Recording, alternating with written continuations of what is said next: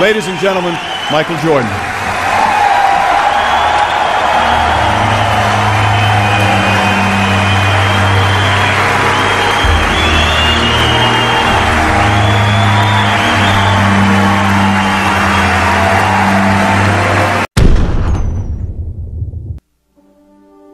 Every day, the first person there before the sun would be Jordan. And he was there because he wasn't good. He would work with a batting instructor and work all day long and be the last person to leave every night also. I asked him what it was like for him in the morning. And Jordan said, I get up before the sun comes up and I make myself some breakfast by myself. He was down there alone. And I get in the car and I'm driving to spring training, and there's no one really out on the roads yet. And I look at the seat next to me, and I see my dad. And I talk to him. I think to myself, Pops, we're doing this. We're doing this together. And the day would end, and he would say to the batting instructor, can we do a little more? I think I'm getting this. I think I'm learning this. I think I'm getting this. And that's when Sports Illustrated put him on the cover, saying that Michael Jordan has embarrassed baseball. And as I would watch him there every night as the sun was going down and the other ball players had left, and I would see this guy working to get better, Michael Jordan working to get better, I couldn't help thinking that if you ever have children, you ought to pray that they grow up someday to embarrass you like this. What it did teach me was don't be afraid to try. The worst thing that can happen is it doesn't pan out the way that you envision it. But at least you know that by giving it a shot. You never succeed without that possibility of failure. I mean, each time that I do something, I can go win or I can lose. And that inner confidence that you got to have to take that chance.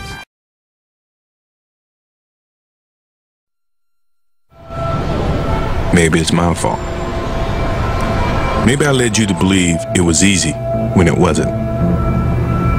Maybe I made you think my highlights started at the free throw line and not in the gym. Maybe I made you think that every shot I took was a game winner. That my game was built on flash and not fire.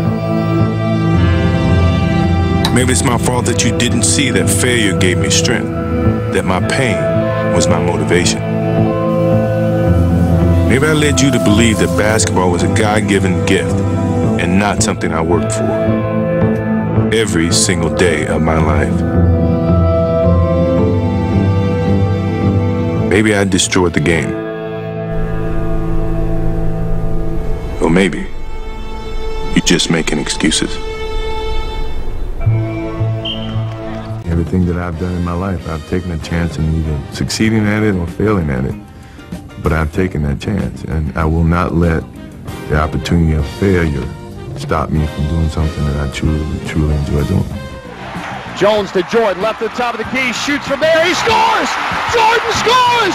Jordan scores! The Wizards win 93-92!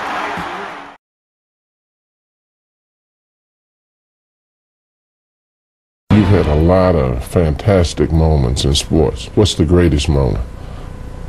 I mean, what started everything, you should Don't say that. Don't say the shot against Jordan. Yeah, that was the greatest moment because I think that took me from if I had any doubts about playing on college level or playing with the big guys, that shot gave me the confidence that I belonged where I was, and that it was, if you put your mind to doing whatever you want to do, good things can happen, so before anything else happened with Michael Jordan outside of that game and against you guys, that shot gave me the idea that I could be better than what people think, and I can, surpass any expectations that I may have for myself.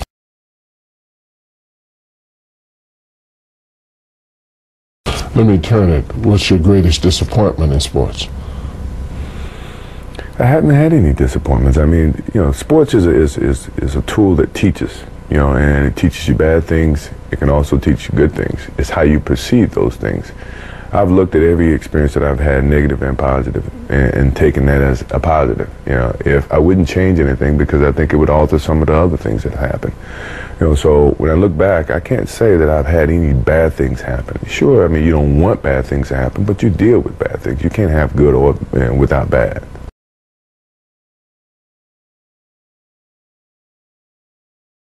Who's your favorite guy to play against? Myself. If I can really elaborate on why I said myself more so than another athlete, is that because a lot of times I had to battle with myself to keep challenging myself. You know, that to me was why I would say that the biggest battle was myself, because when you get to a certain pinnacle, you got to find some ways to keep going out there for 82 games.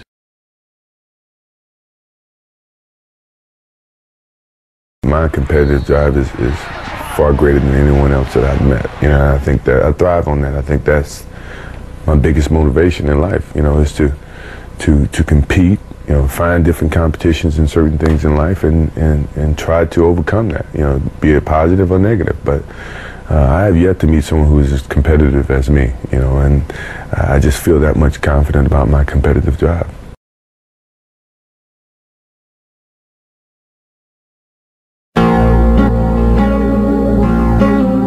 I've missed more than 9,000 shots in my career.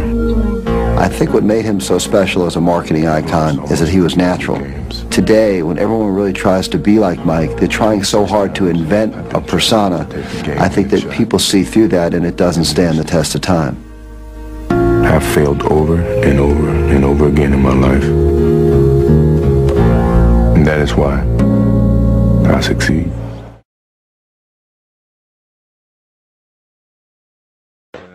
He runs his corporate empire from high atop Chicago, the city that made him famous.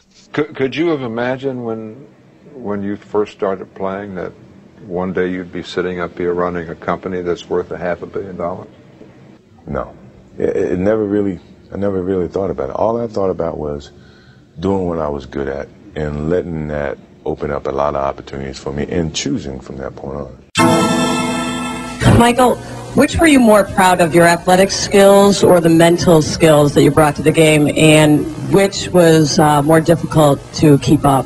The mental skills came with the education of the game, you know, that either I learned from Coach Smith before I got here, or I learned in the course of the coaching staff that I've been endured with. The mental part is hard because you have to really learn, taking everything that you've learned over a period of time and apply that to your game and tie that into the physical aspect to your game and make the complete basketball player that you try to become. You know, so physically it's a little bit easier, but the mental part is the hardest part, and I think that's the part that separates the good players from the great players.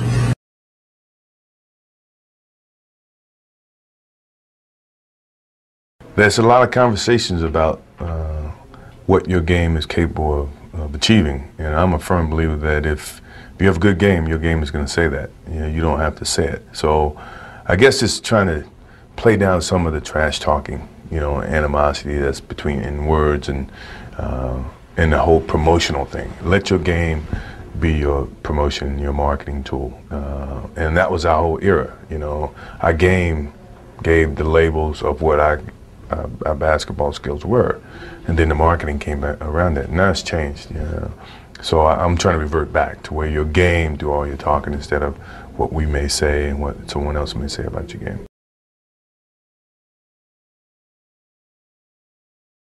As you leave the game, what message do you want to leave to young athletes that are coming on? Be true to the game, because the game will be true to you. If you try to shortcut the game, then the game's going to shortcut you.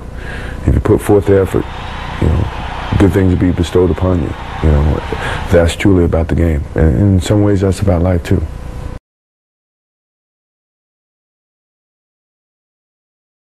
One day, you might look up and see me playing the game at 50. Oh, don't laugh. Don't laugh. Never say never.